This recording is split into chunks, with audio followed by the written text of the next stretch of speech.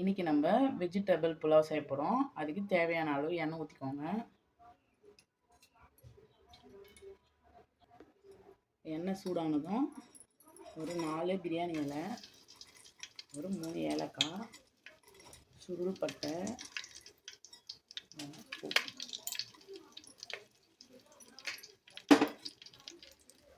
இது பொரிஞ்ச உடனே தேவையான ஒரு 4 பெரிய வெங்காயம் கட் பண்ணி வச்சுருக்கேன், அது சேர்த்துக்கோங்க. வெங்காயத்தை நல்லா ஃப்ரை பண்ணுங்கள்.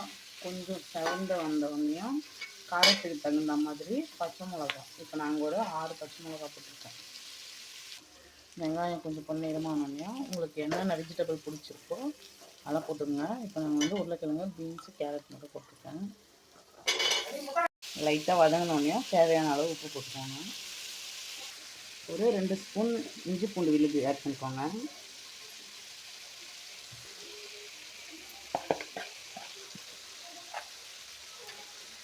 இஞ்சி பூண்டு பேஸ்ட்டு பச்சை வாசனை போனோடனையும் ஒரு பெரிய 5 தக்காளி கட் பண்ணி போட்டுக்கோங்க.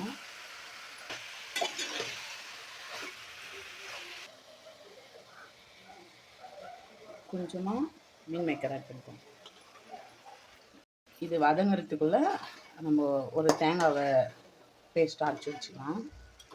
இது நல்லா வதங்கின உடனேயும் தண்ணி ஆட் பண்ணணும். தண்ணி ஆட் பண்ணுறதா இருந்தாலும் தண்ணி ஆட் பண்ணிக்கோங்க, இல்லை தேங்காய் இருந்தாலும் தேங்காய் ஆட் பண்ணிக்கோங்க.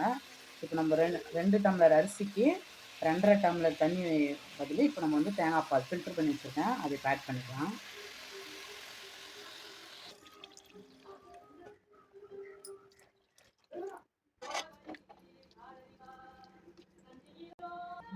ஒரு கைப்பிடி புதினா மல்லி இலை தூவிக்கோங்க.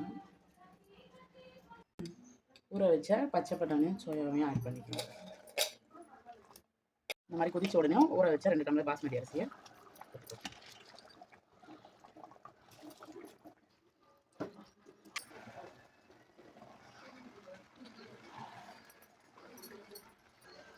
கடைசியாக மல்லி தூவிட்டு ஆஃப் பண்ணிடுங்க. டேஸ்டியான ஹெல்த்தியான வெஜ் புலாவ் ரெடி. தேங்க்யூ.